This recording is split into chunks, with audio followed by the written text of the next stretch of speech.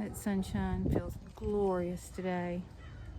I hope everyone's taking the opportunity to get out of the house today, even if it's not ideal weather in your part of the woods. I'm out here enjoying the sound of the birds with mine and my daughter's dog, who are out kind of looking around the yard, seeing what kind of mischief they can get into. And with that in mind, if you happen to hear any dogs barking, growling, whimpering, scratching, it'll be them. Just please ignore it. I'm eagerly awaiting the day that I will be getting on trail in early April this year. Very excited by my attempt to hike the Appalachian Trail and cook on my little cook stove and meet so many people that otherwise I wouldn't have a chance to meet. And with cooking in mind, I thought today I'd talk about my cook kit that I'm going to be taking with me on the Appalachian Trail. And let's go ahead and get with it. Here's one of my little helpers I'm going to have with me out here today. That's my Bitsy. And over there is my daughter's baby. That is Bullet. So they really love it outside almost as much as I do. So let's get on over here and talk about my cook kit. Oh, the joys of having a YouTube channel. Let's gonna try this again. I've already recorded this once and for some reason the phone didn't turn on. So we'll try it again. This is gonna be my cook kit that I'm gonna take with me on the Appalachian Trail this year. And it's pretty standard with maybe one or two things a little bit different. So the first thing I'm going to talk to you about is going to be my cook stove. The wind's starting to blow, so I have to put something down on this to keep it from blowing away. This is the BRS 3000, which I'm sure by now just about anybody that hikes or backpacks has either heard of this stove, owns this stove, or have moved on from this stove for whatever reason. I'm still using it because I like it. I think it's very lightweight. Until I decide that I'm going to do more serious cooking, I will probably stick with this, because what I mainly intend to do is boil water or cook very, very simple meals that require nothing much more than heating.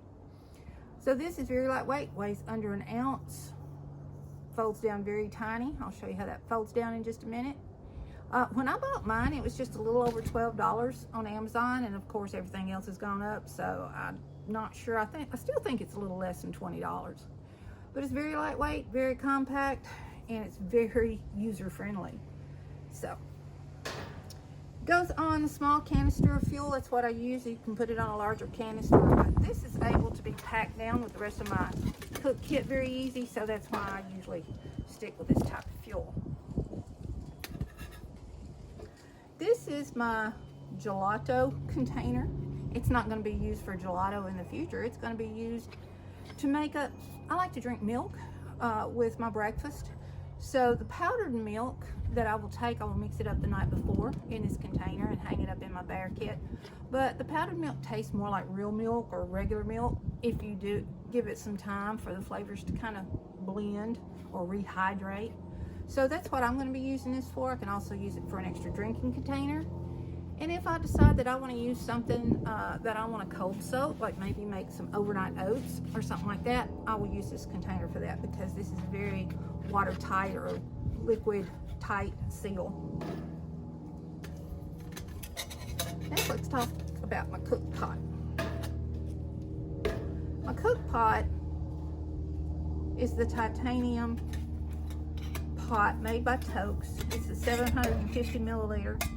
That's my only complaint about this pot. This don't really lock in and stay in that well.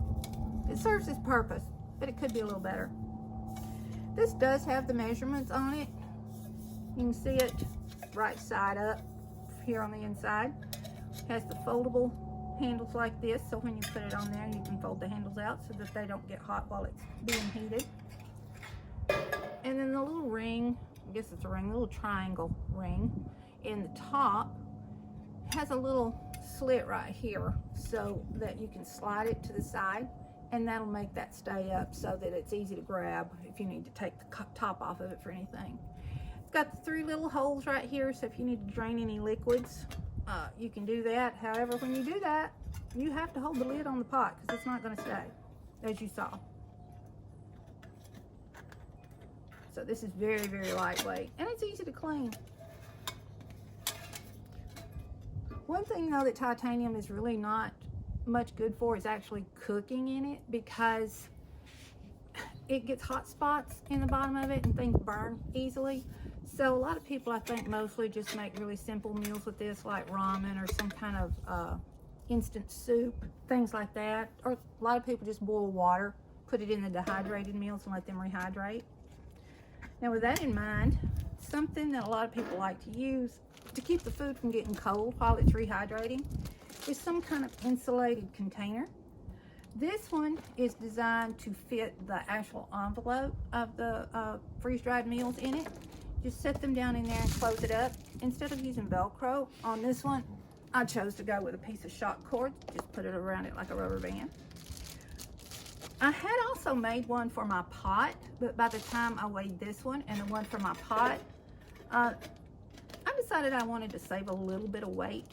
So when I made this one, I made it a little wider at the bottom, hopefully so it'll be a little more able to stand up. But if you wanted to put your pot in this, if you wanted to cook inside the pot or rehydrate in your pot, you can just put it down in here like this. Close it up, and you can set a rock on it or use the shock cord. If you don't want to do it that way, you can always use it on its side. Put it in there like that. Might be easier to keep it closed like this to lose the shock cord. Just close that up.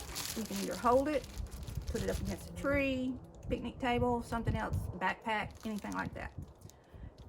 And that way you can keep your food hot while it rehydrates. Okay, set that right there. For cleanup, I will be using Dr. Bronner's soap. I have the baby unscented soap. I try to buy unscented stuff for my hiking and camping and things like that, so where it attracts as little wildlife as possible. I try to keep all the scents down as well as I can.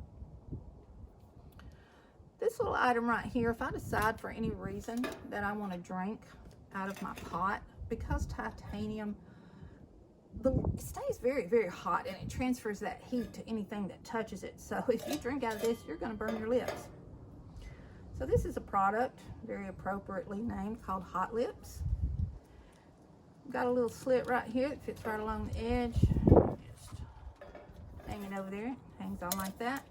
And that way it protects your lips whenever you're drinking out of your cup. Almost doesn't even register on a scale. It is so lightweight. And of course, to light my stove, I'm going to carry the little mini Bic. I have heard some people say that in really cold weather, this is a little harder to use with your hands all cold. So if that happens, I'll probably stop somewhere along the way and get a full-size Bic. But, you know, it'll fit down in my cook kit as well. Utensils I'm going to use on this trip. Let me weigh this down so it doesn't blow away. Utensils I plan on using. Hi. You okay? All right, good. Anyway, the utensils I plan on using, this is going to be my spoon. It's a Toaks titanium spoon with a polished bowl. I find that a little easier to get clean, and it just kind of feels better in my mouth. Feels like real silverware. Got the long one, so if I do choose to eat the rehydrated food, instead of getting the food all over my knuckles as I'm reaching in the bag, I'll be able to use this. So, weigh that down again. And the few times, I plan on mostly eating foods that I can eat with a spoon, but a few times something may come up that I might want a fork, whether it's to twirl something on it or just actually spear it, put it in my mouth. I've just got a regular old plastic fork that came out of a utensil set for takeout food. If I decide I don't use it, it can go in the trash. No loss. Now, the cup that I've decided to use for my hike this year, I know a lot of people like the collapsible cups by Sea to Summit or any other manufacturer. Those are great, They really help protect your hands, but I've noticed that they won't fit into the size pot that I have. So what I decided to use instead is a product called Fold-A-Cup. Oh, it says it's made in Sweden. Never noticed that before. I got this off of Amazon. It wasn't very expensive, less than $5, I do believe. It's very compact. It has a surface that will not burn your hands if you have really hot liquid in here. You can use it as a bowl. This little mark right here is halfway through. That's half a cup. Up to the top is a full cup. Also has little markings here on the back for each ounce if you want to use a measurement between that. So, and then you can either hold it like this, like a glass, or you can hold it by the little handle like this and drink out of it. Now the reason it's called Fold-A-Cup, it's got a very fitting name, because in order to store it, top half of it just folds right down into the rest of it. So whenever it's time to pack this away, all you have to do is unscrew this.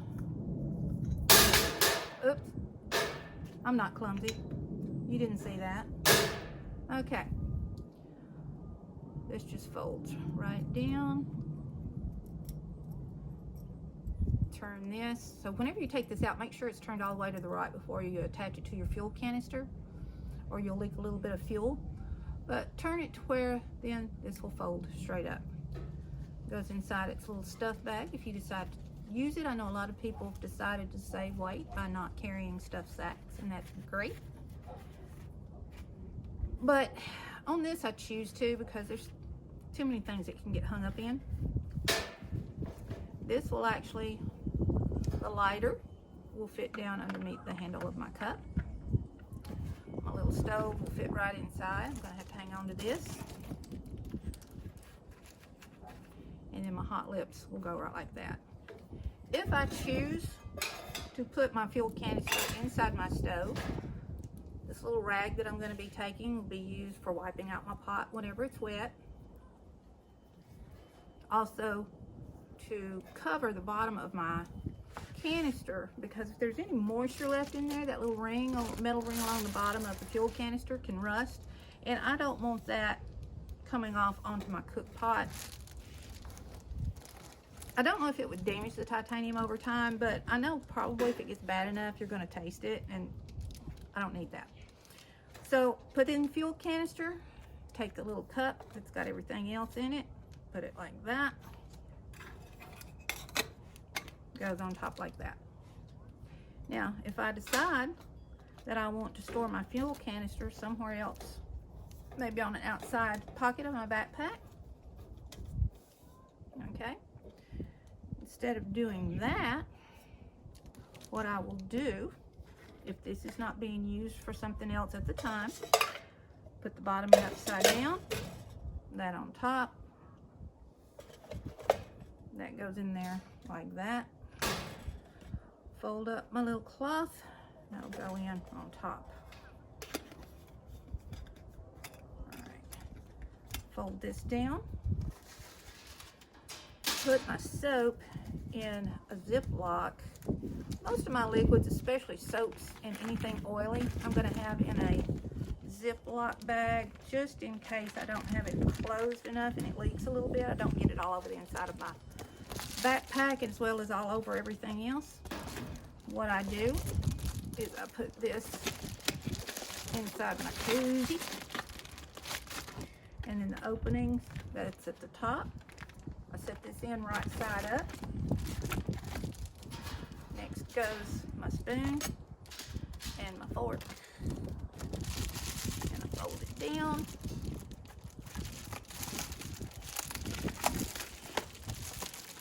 And I've got the shot cord. So that's my entire kitchen. Everything to cook with, eat out of, eat with. Got everything except the kitchen sink. So I'm really looking forward to getting on trail. I can't wait. I hope everyone that is already on trail is enjoying it. I hope you have good weather, and I hope you have a nice, safe hike. Until then, I will talk to you on the next video. If you've liked what you've seen, please consider giving me a like and subscribe if you like. If you decide to subscribe and you want to be notified whenever we put out the next video, just ring the little bell.